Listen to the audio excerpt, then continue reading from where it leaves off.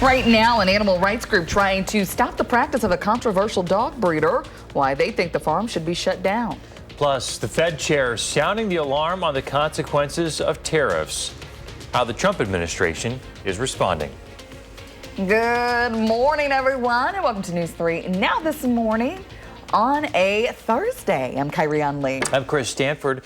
So you have an alert day in the forecast. Easter not looking too great as well.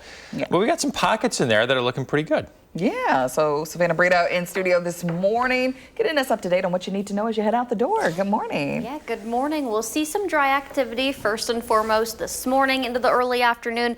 By the evening and night, that's our first chance of showers and a few thunderstorms. 37, so temperatures aren't too bad, especially in those areas west and south Madison that are in the lower to even mid 40s, 46 this morning in La Crosse. Will be mild today for Thursday afternoon, lower to mid 60s. The first chance of strong to severe thunderstorms will move in later tonight into early Friday, and then for Good Friday tomorrow afternoon, that's when the best chance of severe weather is going to be. It'll be very mild, lower 70s, upper 50s then for Saturday, and then for Easter Sunday, off and on showers, unfortunately. We'll time out your alert day conditions coming up.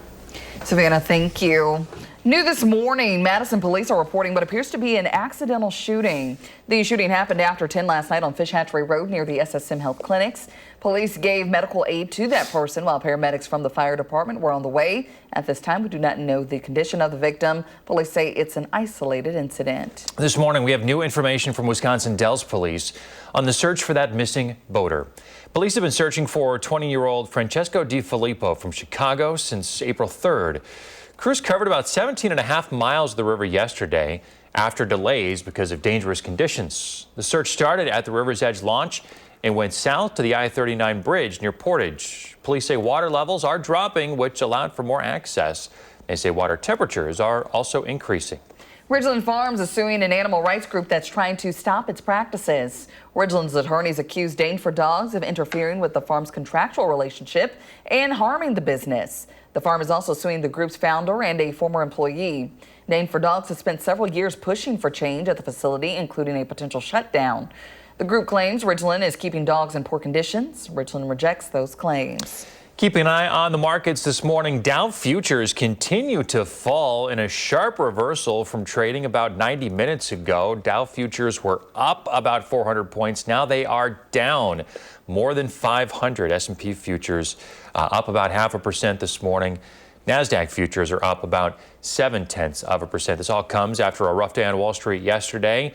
On the heels of an announcement from Fed Chair Jerome Powell, he is sounding the alarm on the consequences of the administration's tariffs. Powell revealed the Fed is bracing for an ugly chapter ahead for the U.S. economy. It says the president looks to replace Powell at the end of his term in 2026. Meanwhile, the state of California suing to stop the tariffs. They argue it'll disproportionately impact the state's agriculture, manufacturing, and other industries. As tariffs continue to brew uncertainty, lawmakers are working on economic policy. That includes Wisconsin Congressman Mark Pocan. On a break from Congress, he spoke about how some of the tariff and trade policies would impact Wisconsinites. But, you know, right now, it's much like a monkey throwing its dung, is how we've done tariff policy, right? That's the real problem. There is no consistency. The number one trading partner we have is Canada for agriculture. Number two is Mexico. Number three is China. Those were the first three tariffs that came out of the gate. Pocan says in terms of economic policy, the Trump administration is working on a tax cut bill. He says part of the cuts Republicans may have been eyeing to fund the tax cut may be walked back in favor of pushing that money on the national debt. We'll get ready for coffee to cost you more. Prices have been going up in recent years, but they could end up going up even more with the tariffs. Right now, there's a 10% global tariff on all U.S. coffee imports. Countries like India, Indonesia, and Vietnam are subject to even higher levies. But the Trump administration has put a 90-day pause on those. Berman Coffee Traders in Middleton outsources their beans from places like Guatemala and Colombia. John Berman runs his family's coffee company. He wants buyers to understand why prices won't cool down. Not your local coffee shop. It's not your local vendor, that's raising their pricing or margin. In fact, most time in here, they're probably cutting their profit to keep pricing consistent. Berman says Brazil is the #1 coffee producer. That 10% tariff on that country could boost the price on unroasted coffee beans by about 50 cents a pound.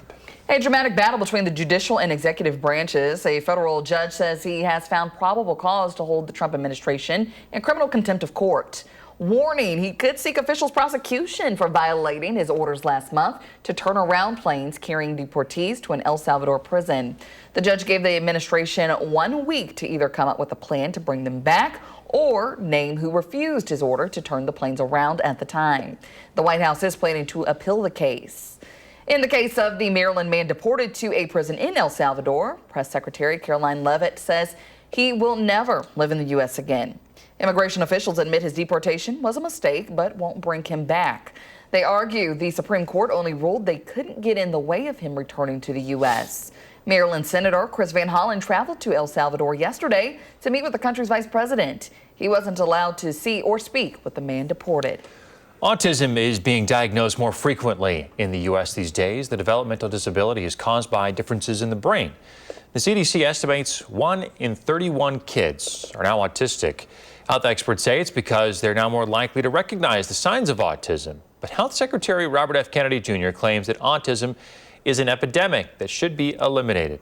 Madison comedian Nate Chappell says that way of thinking leaves out the humans behind the numbers, like himself. I actually agree with Mr. Kennedy Jr. that there is an epidemic, but I don't think it is an autism epidemic. I think it's actually an understanding autism epidemic. I hope we stop talking about autism like a problem and a disease and start talking about it as a way to be. Nate hosts a live show called Several Questions, streamed from the Gamma Ray Bar in Madison. He has a show next Monday. You can find tickets online, and in just a few minutes, we'll have a guest joining us to talk about autism acceptance.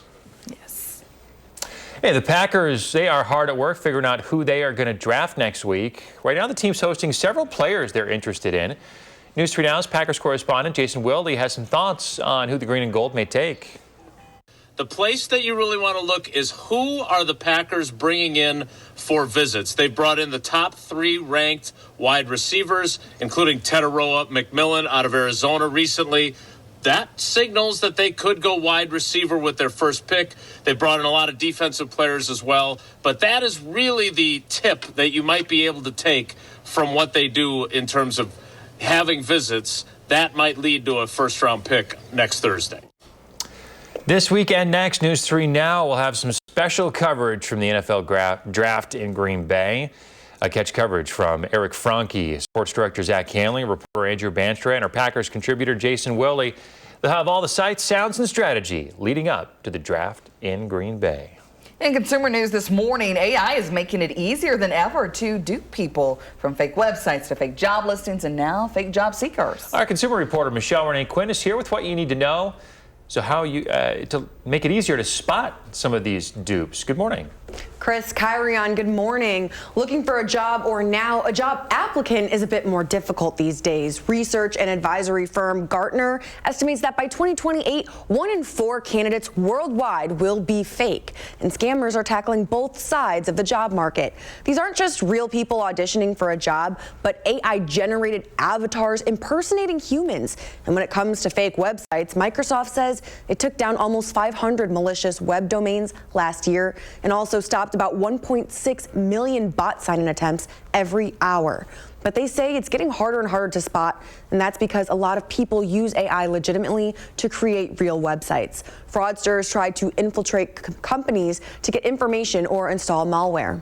We have 84 trillion signals from a threat standpoint that we process every single day, which gives us unique insights into what is happening. So it starts with really getting this intelligence and understanding the patterns so we can then protect against these frauds. We detect the bot sites, and then we do a lot of work to take down the bot sites. And given the intelligence that we have, we've also been able to help law enforcement with that intelligence so they can take actions, including imprisonment.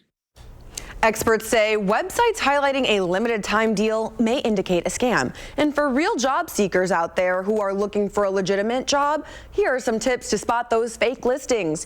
Don't give away any money or personal information up front. Make sure to verify the listings you're applying to and make sure that's from a real company. You can cross-check that on the company's official jobs page. And finally, look for AI errors and inconsistencies, like the email not matching the name of the person reaching out. Fascinating information this morning, Michelle Renee. Thanks for sharing it with us. Well, tonight, the Overture Center will announce its lineup for this season. Over the season, the center will host 9 Broadway shows alongside 25 Overture Presents shows. That's all going to stream tonight as they make the announcement. It starts at 7 o'clock. You can watch at Overture Center, at overture.org or the Overture's YouTube channel.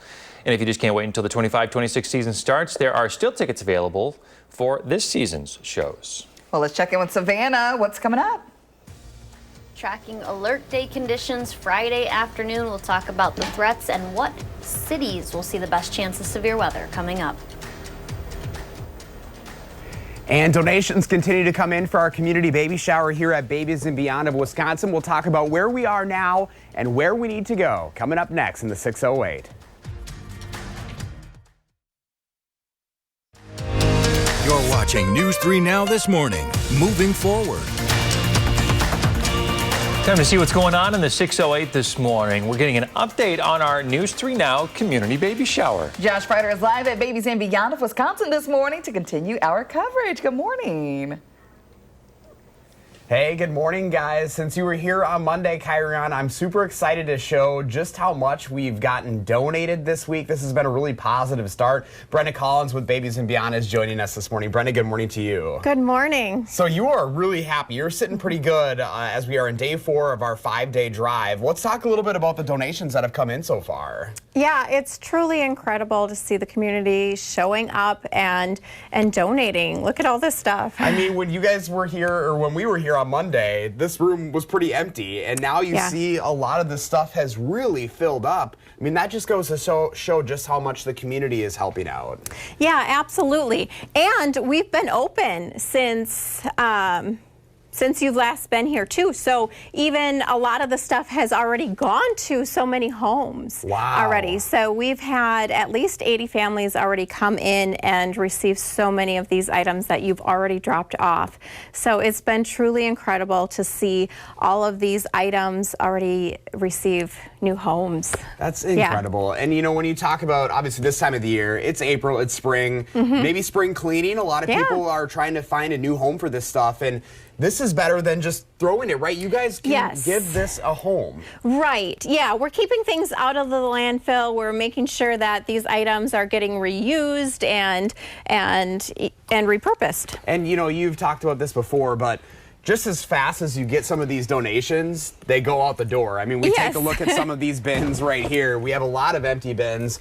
Both boys and girls that need to be filled up, especially, I mean, we're talking summertime, which is right around the corner. Right, yeah. So we went through so many things that, we had to switch over to summer because we didn't have enough winter stuff. So yeah, we've already switched over to summer, just because we didn't have enough winter left. So we are going through the end of the week with our community baby shower. What do people need to know if they want to donate? Because you guys are here for special hours this week.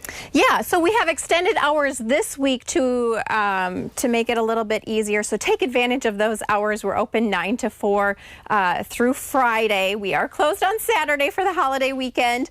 But yeah, donate your gently used items or take advantage of the wish list. So if you want to shop right from your home, you can take advantage of that. We're making it easy for folks. We have that up on channel3000.com. And I mean, it's important to note, you guys are here year round. So this is great for this week, but people need to bring these donations in all the time. Yeah, absolutely. So we are open to serve families all the time. So every week we are helping families in need. All right, Brenda, thank you so much. Appreciate it again. News 3 Now is a proud sponsor of the community baby shower. Help some families here this time of the year. We got a lot of empty bins here, guys. We're going to be out here today and tomorrow accepting those donations. But like Brenda mentioned, Chris and Kyrian, this is a year-round thing. You know, 5 days is great, but we got to make sure people are constantly giving because there's a big need in our community. Well, it makes my heart so happy to see so many donations flowing in. So let's keep up the good work. Keep them coming. Keep them coming. All right, Josh, thanks a lot.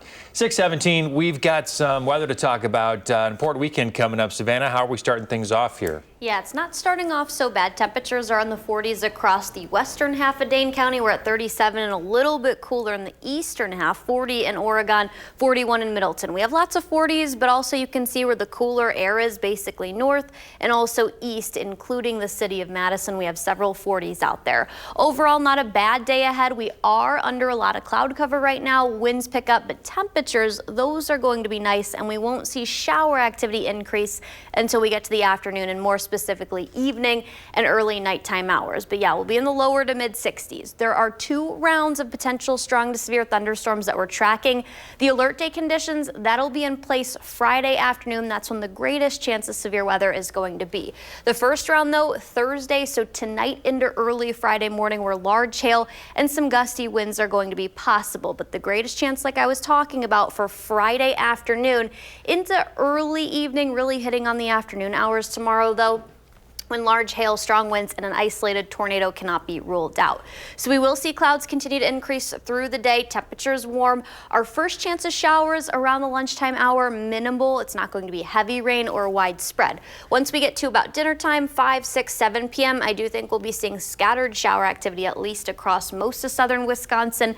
And then overnight, north of Madison, we're going to see that heaviest rain track. You can see the oranges, yellows, even a little bit of red on radar. Temperatures stay very mild overnight. We could see a break in activity, but I think included in that first round is going to be early tomorrow morning, where large hail is going to be possible. This is 6 in the morning. That moves out of here. Some spotty showers will take us through about mid to late morning. We'll see clearing if we are able to see that. I do think our chances of severe weather are going to grow slightly then for Friday afternoon.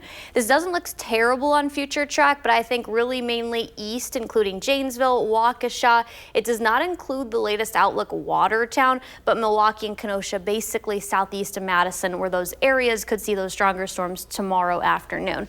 It'll be warm though. We'll be in the lower 70s. A couple areas could even see the mid 70s because of the placement of the warm front. It'll really depend that second round on the timing of the cold front. Definitely pulls in cooler air for the weekend though, and Easter Sunday we'll be seeing off and on showers. That could change though, right? Maybe a little bit, Maybe, but hopefully. I don't know. We'll definitely be seeing some off and on showers. I mean, Yeah, right. as far as a washout, no, but you know, it's not looking like a great day. At least temperatures will be in the mid 50s though. All right, Savannah, thank you. And still ahead, we're talking about autism acceptance with a special guest. We're back after this. Welcome back. It is Autism Acceptance Month, and advocates are bringing attention to the shift from awareness to acceptance. Joining us is Megan Houghton, Education and Training Specialist at the Autism Society of South Central Wisconsin. Thanks for being here. Yes, thank you so much for having me. Absolutely. So, first and foremost, what is the importance of Autism Acceptance Month? Yeah, so we love that it's Acceptance Month now. Yes. We used to always say autism awareness, but really shifting to autism acceptance and really highlighting that need to be celebrating those that are different, celebrating our autism community, and really making sure that, you know, it's not just that we accept that you're here, we want you here, and embracing what that means, embracing autistic individuals in our communities, in our schools, in our workplaces, and really just taking that action to make them feel more included. Yes, love that. So at the Autism Society, what services do you all provide for individuals here in our communities? Yeah, so we have services directed for families and children and also autistic adults. So we do monthly events that are kind of sensory friendly and accommodating.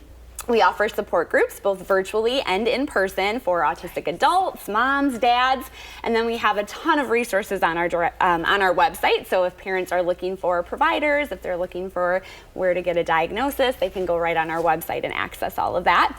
And then we do a lot of community trainings as well. So we are working with healthcare providers to increase healthcare accessibility. We're training law enforcement to make first responder interactions better. So really just looking to spread that autism education and make the world a little more accessible. Yeah, so you guys are really expanding those resources out there for people. We are, and then we see the need in our community growing, and so we are trying to answer that and provide all of those resources. Yes. So you all have an upcoming Autism Acceptance Walk coming up. We do. And I'm sure you want the community to get involved. We do, yes. So One Walk, Big Strides for Autism is going to be on April 27th, so just over a week away. Parkway. It's at McKee Farms Park in Fitchburg. It starts at 11 o'clock. Okay. It's a 1 mile walk, so paved path all around the park, so wagons, wheelchairs, strollers. It's a family-friendly event. We serve pizza, and it's just a great way to connect with the community. So you can't go wrong there. You Food, can't. fun, and you get to walk it all off too. Exactly. Exactly. And so for more information, where can people go? People can go to our website, so we're autismsouthcentral.org, and all of the information on the walk is there, as well as all of our other events and resources. Very good. Well, Megan, we want to thank you so much for joining us this morning. Of course. Thank you so much for letting me come and share with you all. Absolutely. And of course, we will share all of these details that you need to know over on our website. That's channel3000.com.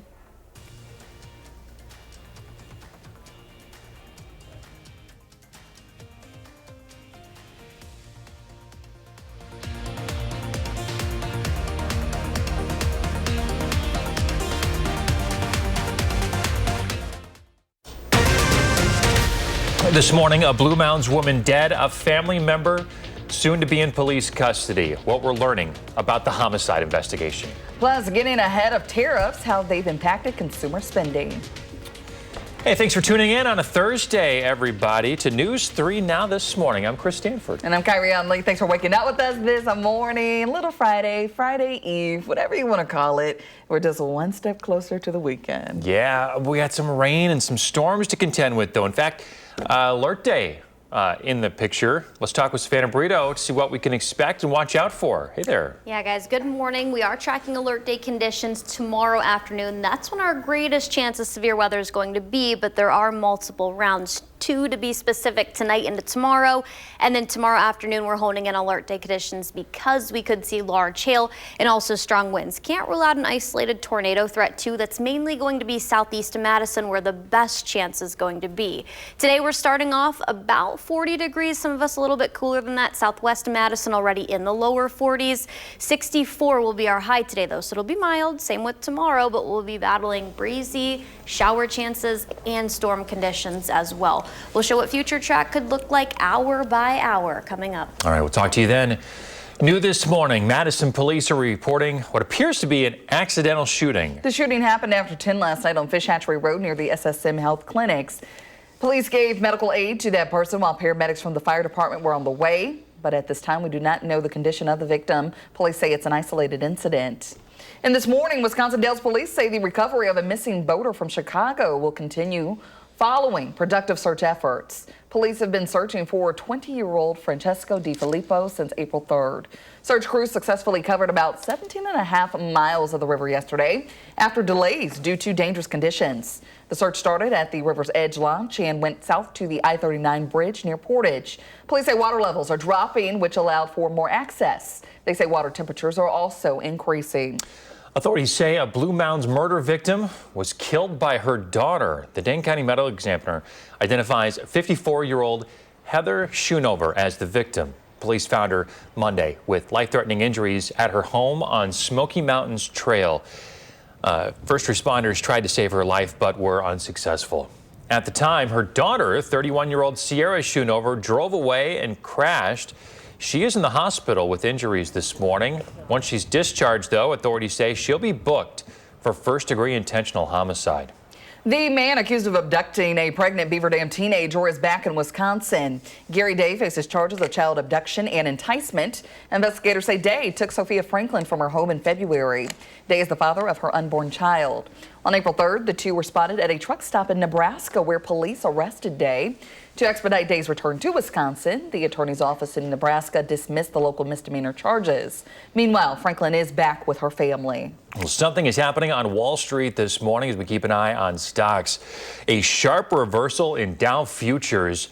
About 90 minutes ago, they were up about 400 points. Now they are down about 600 points in overnight trading, a reversal of 1,000 points on the Dow Jones. Meanwhile, S&P futures are up a little bit. NASDAQ futures are up about a half percentage point. This all comes after stocks took a tumble yesterday after announcement from Fed Chair Jerome Powell. He sounded the alarm on consequences of the Trump administration's tariffs. Powell revealed the Fed is bracing for an ugly chapter ahead for the U.S. economy. It says the president looks to replace him at the end of his term in 2026.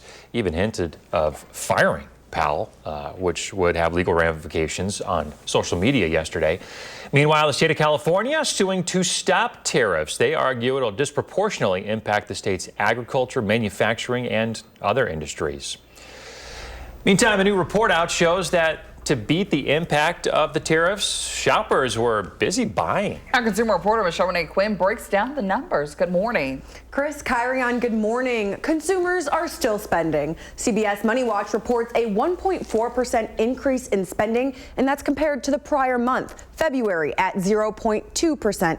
And again, March up 1.4%. Total sales for January through March 2025 are up just over 4% from the same time last year. The biggest driver right now is the auto industry, up 5.3%. And just to kind of give you some context, at the beginning of March, on a dealership, the average inventory was 91 days. At the end of the month, it was 70 days. People went out and bought cars before the tariff deadline, and of course, that will create strong retail sales, but that'll likely change once these tariffs create price increases. Michelle Renee, thank you for those updates this morning. In other news, Republicans will host a public hearing next week on audits concerning the UW system and other state agencies. The audits show they have failed to track millions of dollars on diversity, equity, and inclusion efforts. The GOP ordered audits came out last Friday. Their release comes during a national call from the Trump administration to eliminate DEI efforts entirely. Our Will Keneally will have more about the hearing late on Live at 4. And today, UW-Madison will break ground on their new engineering building. The Philip A. Levy Engineering Center will help the College of Engineering accommodate larger student enrollments. The center will cost a total of $420 million to build. $197 million comes from state funding. $75 million comes from alumni Marvin and Jeffrey Levy. It's one of the largest private donations to the university. The groundbreaking ceremony is today at 1:30 in the atrium of Engineering Hall. The Trump administration is suing the state of Maine. It's over the state's decision to allow transgender athletes to participate in women's sports. Attorney General Pam Bondi accusing Maine's education department of violating Title IX, adding that they're putting girls who compete in high school competitive sports at risk of physical injury. 2 months ago, President Trump threatened to pull all of Maine's federal funding if it didn't comply with his executive order. Overnight, the Los Angeles District Attorney asked a judge to delay a virtual resentencing trial scheduled for today for brothers Eric and Lyle Menendez. The hearing would examine whether their sentences should be reduced. The brothers are currently serving life sentences for the 1989 murders of their parents. Supporters of the brothers say a reduced sentence is in order, arguing the siblings were abused by their parents. Also, they have been model inmates during their more than 30 years in prison. This weekend next, News 3 Now has special coverage of the NFL Draft from Green Bay. Eric Franke will be live there, along with sports director Zach Hanley, reporter Andrew Banstra, and our Packers contributor Jason Wilde. We'll have all the sights, sounds, and strategy leading up to next week's draft. All right, draft coverage coming in hot. Gotta love it. I love it. I'm like tuned in now that we're about a week away. I mean, it starts, a week from today. A week from today. Yeah. So, I mean, it's crunch time. Looking forward to who the Packers are going to take, make some moves. That's where we build our team. Yeah, through hopefully the draft. it'll be a better season after this. So we'll see. Yeah, we'll see what happens. We'll see what happens. Let's check in with Savannah. What's coming up? Guys, we're tracking multiple shower and even some storm chances with alert day conditions for Good Friday. Details coming up.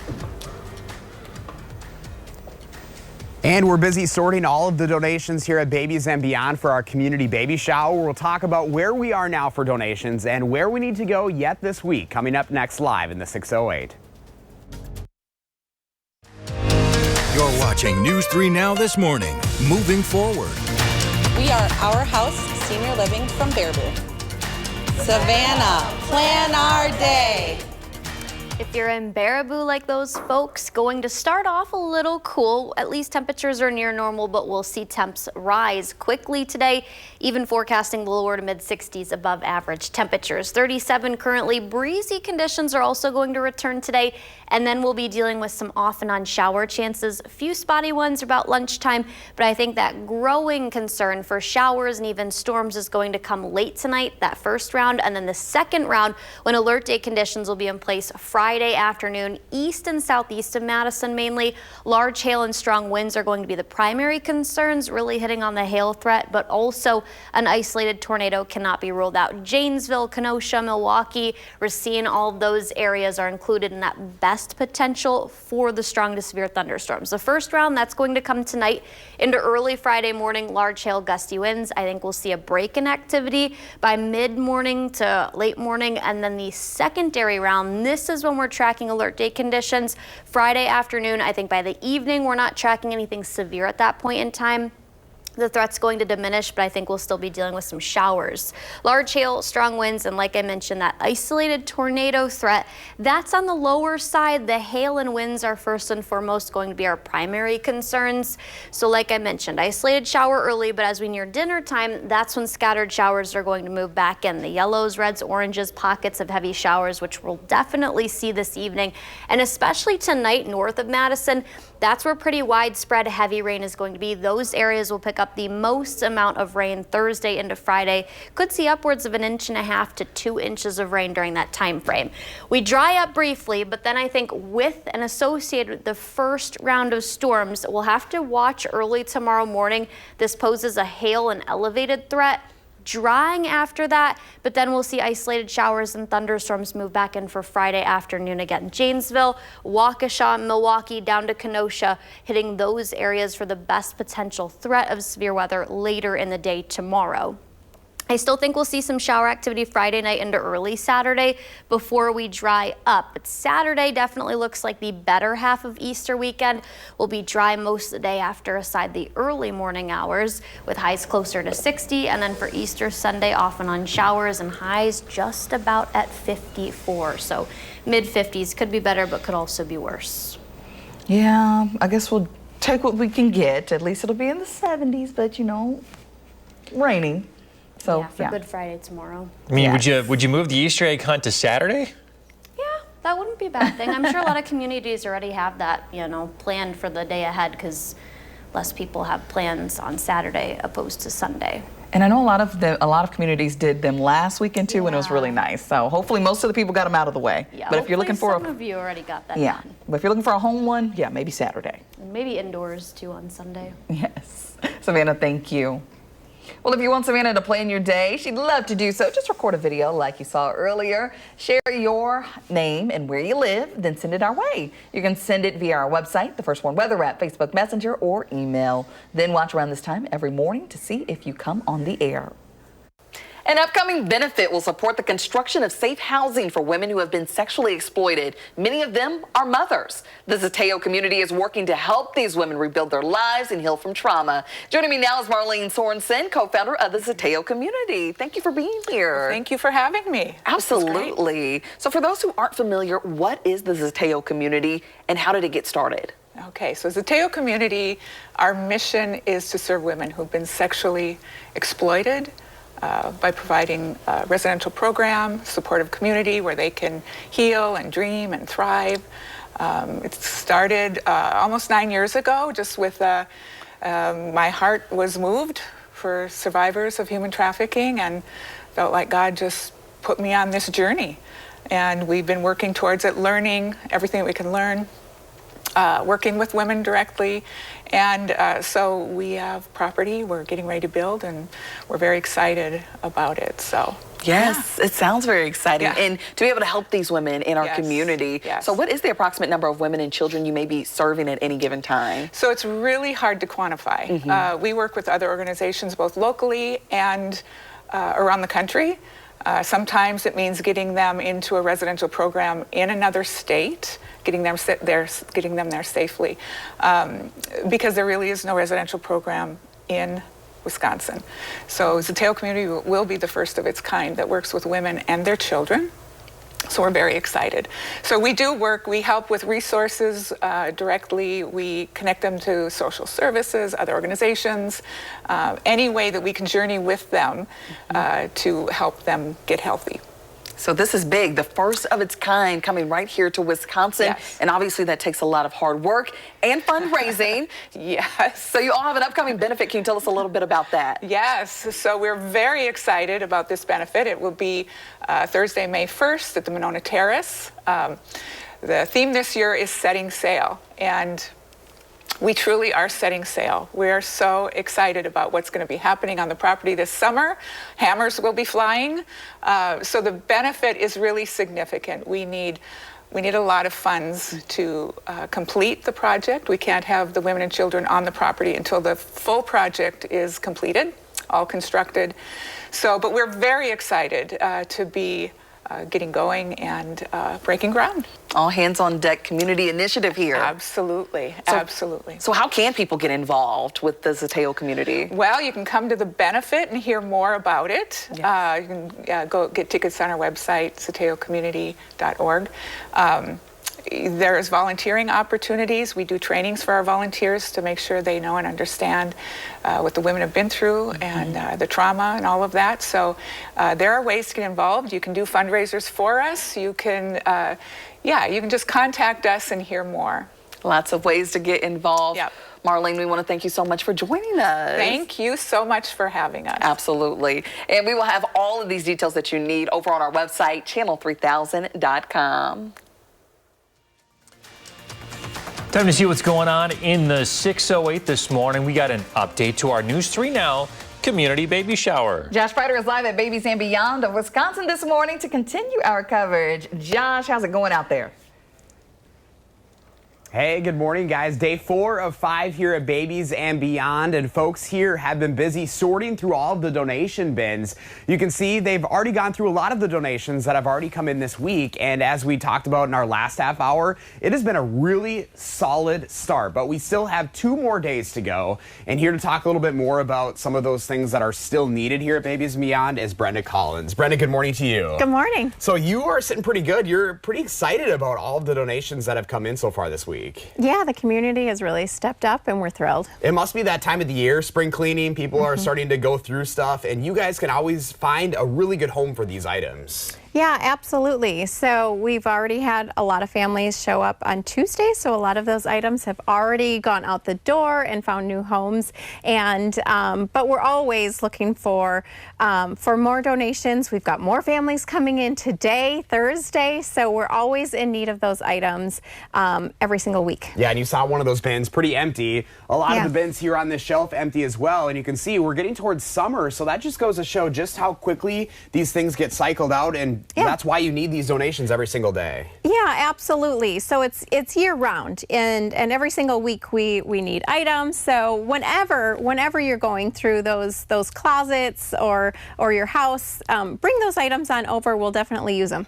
Let's talk diapers too, because obviously that's something that every family needs, you know, with the babies. And there's a couple of specific sizes that you guys go through a little bit more quickly that you really need right now. Yeah, absolutely. Those bigger sizes, 4, 5, 6, 7s, we definitely go through really quick. But right now, we definitely need size 4s and size 5s. This is all we have left for the 4s and 5s until our bulk order comes in. So we're going through, we go through about 8,000 every single month. Wow. Of those sizes. We go about through 12 pallets every single month of all of our sizes. So until our bulk order comes in, we definitely need to fill in the gap. So we need those boxes to come in to help fill in the gap. So you guys have special hours this week, 9 to 4 through tomorrow due to the holiday weekend. Yeah, we'll be closed on Saturday.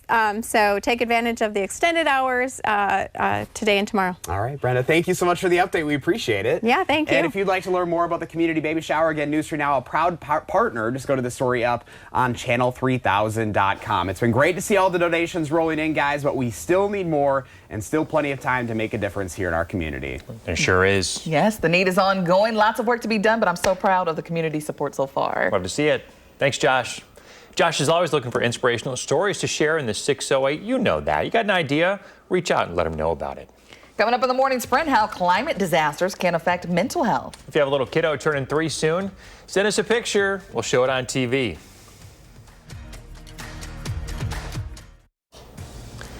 .654, time for the morning sprint. New this morning, Madison police report what appears to be an accidental shooting. It happened last night just after 10 on Fish Hatchery Road near the SSM Health Clinics. At this time, we do not know the status of the victim. Police say it's an isolated incident. Wisconsin Dells police say the recovery of a missing Chicago boater will continue following some productive search efforts. Police have been searching for 20-year-old Francesco DiFilippo since April 3rd. The search started at the River's Edge launch and went south to the I-39 bridge near Portage. Police say water levels are dropping, which is helping, and the water is warming. The Dane County Medical Examiner identified a 54-year-old woman, Heather Schoonover, as the victim of the Blue Mound's death. Police found her in her home Monday morning with life-threatening injuries. Her 31-year-old daughter, Sierra Schoonover, is considered the person of interest. She drove away from the scene and crashed. She is now in the hospital being treated for injuries. The man accused of abducting a pregnant Beaver Dam teenager is back in Wisconsin. Gary Day faces charges of child abduction and child enticement. Investigators say Day took Sophia Franklin from her Beaver Dam home in February. He is the father of her unborn child. April 3rd, the two were spotted at a truck stop in Nebraska where police arrested Day. To expedite Day's return, the attorney's office in Nebraska dismissed the local misdemeanor charges. Being the victim of disaster like flooding or a wildfire can have a long-term effect on cognitive function. A study by UC San Diego looked at survivors of so-called climate trauma. The study found victims had prolonged symptoms of post-traumatic stress disorder, anxiety, and depression. The victims also experienced greater difficulty making decisions. Well, a sharp movement on Wall Street overnight. In stock movement, Dow futures now down 570 points. It comes after they were up about 400 points earlier in the morning. S&P futures up 21 points. NASDAQ futures up 126 points this morning. This all comes after a rough day on Wall Street yesterday after an announcement from Fed Chair Jerome Powell. It'll be breezy but mild this afternoon. We're looking at highs in the lower to even mid 60s. Showers will not increase in coverage until this evening into tonight. First round of potentially stronger storms tonight into early Friday. That second round tomorrow afternoon. Really hitting on Friday afternoon time frame. I think that's when our growing concern is going to be, and mainly southeast of Madison. All right, so just make the best of this holiday weekend. Yeah, at least it'll be mild today and tomorrow, but we'll see some storms. All right, Savannah, thank you. Make sure you have that First Warn app. We're back in 30 minutes.